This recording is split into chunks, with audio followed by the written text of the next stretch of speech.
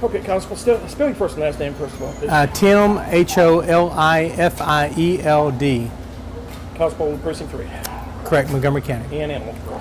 And have the dubious honor of overseeing the Animal Control Authority for the county, yes. Tell me how it's going today. I mean, it kind of run down last night. I mean, last night it went in late into the night. Kind of run down the whole It did. It took until about 6 o'clock this morning. We had inclement weather. We had adverse conditions on property in which animals were being seized.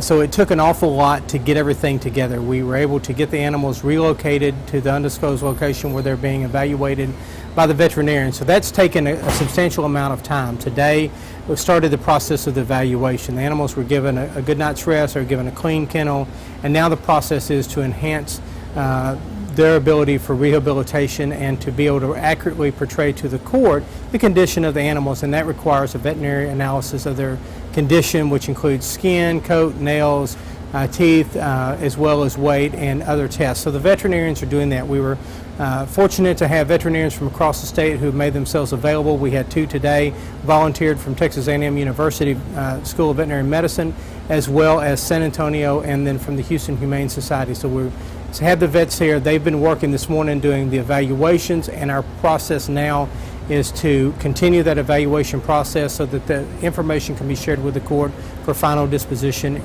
decision. I mean, what about, I mean, how many animals did the total come out to finally? 298 animals were seized last night. Of those 298 animals, the vast majority were unaltered. Okay, and most of them pit bulls, or what kind of percentage are we looking at there? The largest percentage, I would agree, would be pit bull / pit bull mix, but there were other animals varying in size on there, from very, very small Dachshunds to perhaps a Great Pyrenees mixed dog as well. But your office been inundated with calls today, DA's office, county attorney. What kind of calls are you getting?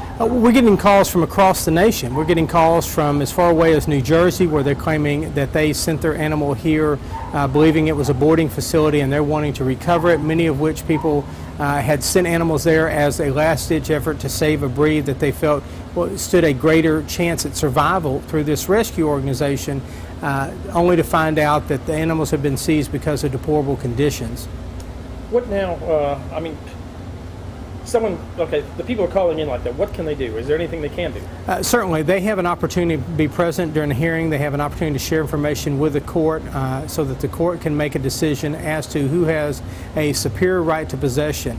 And should they have that possession of that animal, given the conditions that animal was found in, did they do their due diligence when they were placing the animal there? Now, what kind of proof would they need to approach the court on this, and when and how they do this? Sure. The information that we would ask of anybody is proof of ownership, which could be veterinary records, could be photographs, could be microchip, which is certainly one of the best ways to identify an animal, whether it has a collar or not. Those pieces of information would be vital for the court to determine. Also, if they had paid money, and certainly we understand that several organizations have paid money for the boarding of animals there, those receipts or records showing what was that transaction for. Was that transaction for boarding, or was that transaction to assist with the long-term care of an animal that they were relinquishing to the organization?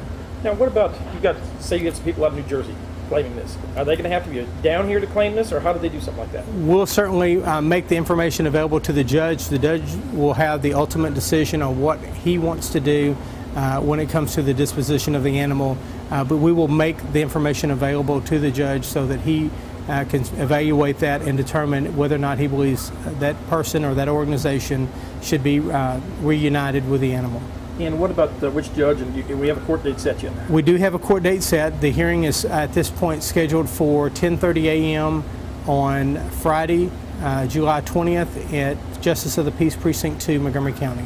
Okay. And can someone come there to claim these, or do they need to do it otherwise? They can. We would prefer that they fax or send the information in to give us an opportunity to compile or prepare a document for the judge to identify the animals and confirm whether or not that animal is still in possession. What about, who would they fax this to? Your office? They could fax it. They could either email it or fax it to my office as we begin that evaluation process. Okay, sir. What about the animals now? What kind of conditions are you seeing? I mean, we're looking at a lot of them fairly bad shape? We're looking at tumors such as that? You've seen the tumors. You've seen the urine scald on their feet. You've seen the extremely long nails. So those are some of the things that these veterinarians are taking. It's taking extra time because they're also having to address needs that should have already been addressed as far as the trimming of nails to make sure that these animals can fairly and safely walk. We're seeing a lot of flea ticks almost jumping off.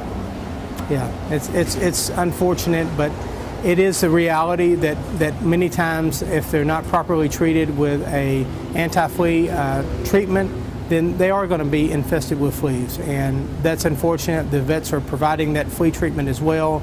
Any medications that are needed that are being able to be provided here, otherwise animals are being sent to a veterinary hospital for care. Now what about after Friday? If they award, say they award the dogs, I mean we don't know yet how it's going to go, but sure. If they award the dogs to the county, what happens from there?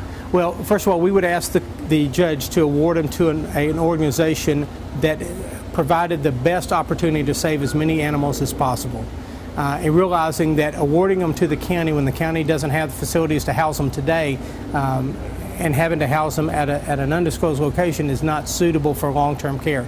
So we would really want the judge to consider awarding them to groups or organizations that have the ability and demonstrated ability to care for animals of this breed and of this situation, to rehabilitate them, to get them adopted, to find them forever homes.